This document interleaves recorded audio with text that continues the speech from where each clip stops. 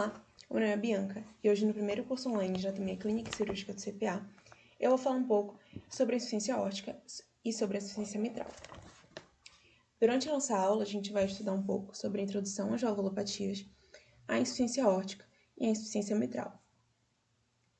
Falando brevemente sobre as valvulopatias de maneira geral, a gente tem que lembrar que nós temos as estenoses, que é quando há uma sobrecarga de pressão no ventrículo direito ou no ventrículo esquerdo, e as insuficiências, que é quando ocorre uma sobrecarga de volume. Muito importante lembrar que o funcionamento da bomba cardíaca ele ocorre justamente pela diferença de volume e de pressão entre as câmaras cardíacas. E essa diferença está totalmente correlacionada com o funcionamento das válvulas cardíacas. A partir disso, a gente entende que as valvulopatias podem acometer qualquer uma das válvulas cardíacas, mas principalmente a válvula mitral e a válvula aórtica. Falando agora sobre a insuficiência aórtica, primeiro a gente começa pela fisiopatologia. E aí a gente entende que quando a válvula não fecha corretamente, o sangue vai retornar da diástole. E em condições normais, o sangue na diástole ele vem do átrio esquerdo, e no caso da insuficiência aórtica, parte do sangue da diástole vem da aorta, o que gera uma sobrecarga de volume no ventrículo esquerdo e acaba gerando uma hipertrofia excêntrica, justamente porque a câmara esquerda ela é obrigada a aumentar de volume para comportar essa quantidade de sangue. Falando um pouco sobre a etiologia da insuficiência aórtica, ela pode ser causada por uma endocardite infecciosa, por uma febre reumática, por causas congênitas, como um defeito na válvula bicúspide, ou por doenças da aorta, como uma dilatação da aorta, um aneurisma, justamente por conta de uma possível hipertensão arterial sistêmica. Quando a gente fala das manifestações clínicas da insuficiência aórtica, ela pode se associar a uma dispneia, uma ortopneia e uma dispneia paroxística noturna. Também pode evoluir para uma congestão sistêmica, que acaba gerando edema de membro inferior, e também uma sensação de batimento mais intenso, justamente pela grande diferença entre a pressão sistólica e a pressão diastólica. O diagnóstico da insuficiência aórtica pode ser feito pela ausculta de um sopro aspirativo, que é um sopro diastólico que começa mais intenso e vai diminuindo até a próxima agulha. E também a gente pode observar um ictus desviado, justamente pela dilatação excêntrica. A gente também vai ter aumento da pressão de pulso, justamente porque a pressão sistólica fica mais elevada, enquanto a pressão diastólica vai ficar mais reduzida. E a gente também pode usar o eletrocardiograma para procurar evidências de sobrecarga de ventrículo esquerdo, através pelo sinal de Strain e o índice de Solokov. Mas é muito importante lembrar que o eletrocardiograma ele não permite a gente diferenciar se a sobrecarga é excêntrica ou concêntrica. Por isso, a gente necessita de outros achados para diferenciar a insuficiência da estenose aórtica.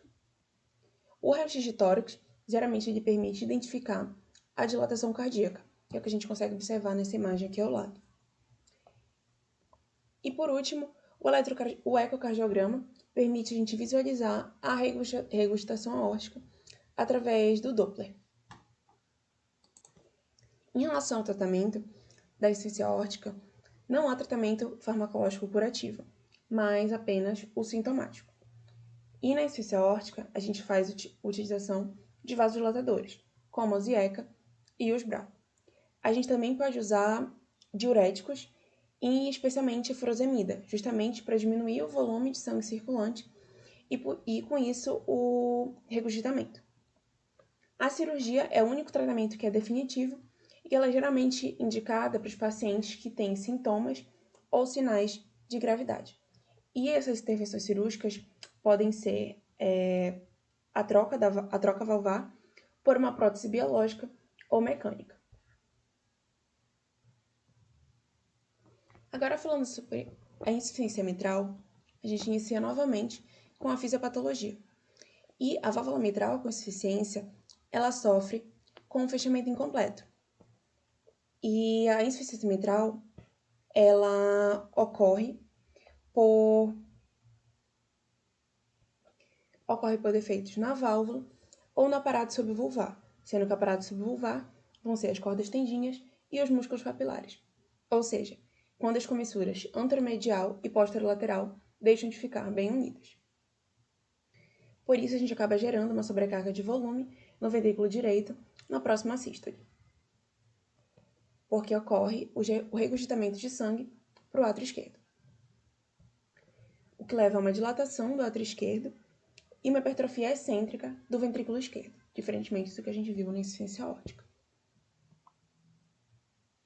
Bom, a insuficiência mitral primária, ela ocorre justamente quando a gente tem um defeito na válvula ou na parede subvulvar. Mas a insuficiência mitral secundária, ela ocorre por disfunção do miocárdio, do ventrículo esquerdo, que leva à dilatação do anel valvar, justamente devido à deslocação dos músculos papilares, ou ruptura das cordas tendinhas, que sustentam a válvula mitral. Ou seja, nessa situação, a válvula mitral em si ela está normal, mas o defeito acaba sendo nas estruturas que vão regular o seu fechamento. E, geralmente, essas causas da insuficiência mitral secundária estão relacionadas com doenças que causam dilatação ou hipertrofia do ventrículo, podendo ser uma cardiomiopatia dilatada e até mesmo uma isquemia cardíaca.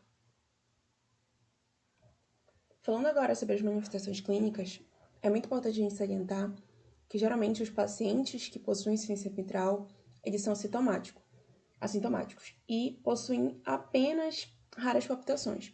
No entanto, os pacientes que têm uma insuficiência mitral mais grave, geralmente vão possuir uma dispneia que cursa com uma ortopneia, eles também podem ter uma dilatação do átrio, que pode acabar causando uma arritmia. Por isso, acaba gerando também uma fibrilação atrial e, ao longo do tempo, pode desenvolver sintomas de congestão sistêmica, que pode até evoluir para uma insuficiência cardíaca direita. Bom, o diagnóstico feito na insuficiência mitral tem um achado mais comum no exame físico, que vai ser o sopro holossistólico regurgitativo, que ele é caracterizado pelo platô. Lembrando que esse sopro ele é melhor escutado no ápice do coração, acompanhado de uma B1 hipofonética, enquanto a B2 ela vai apresentar um disturbamento fisiológico, sendo seguida de uma B3, que vai representar um enchimento rápido do ventrículo esquerdo, graças ao grande volume de sangue retido no átrio esquerdo. Esses pacientes também podem apresentar um clique mesostólico, que corresponde ao momento em que a válvula fecha e é empurrada para o átrio. Biohipofonética. Também pode apresentar um sopro piante, que vai ser um sopro sistólico, que pode ser secundário à insuficiência mitral. O eletrocardiograma também pode ser baseado no índice de Solokov e no sinal de Strain. E no ecocardiograma, a gente pode identificar o prolapso da válvula mitral, e sendo que também fornece medidas de quantidade de sangue que foi regurgitada. E no raio-x, a gente vê o sinal do quarto arco, o sinal da bailarina e o sinal do duplo contorno, que a gente consegue visualizar aqui nessa imagem. Bom, o tratamento da insuficiência mitral, ele é sistemático. Assim como nas outras valvulopatias, ele não é curativo. E por isso a gente faz a utilização de BRA e de ECA e também de furosemida. A intervenção cirúrgica, ela é a única que pode gerar um tratamento curativo, e é muito interessante que atualmente a gente tem o MitraClip, que é uma intervenção cirúrgica para pacientes que têm um risco cirúrgico muito alto. E aí a gente vai inserir um catéter com um clipe nas pontas das cúspides, que vai ser justamente o MitraClip. E aí ele acaba reduzindo a grande abertura da válvula e com isso ele diminui o volume regurgitante. Essas foram as referências utilizadas. Muito obrigada.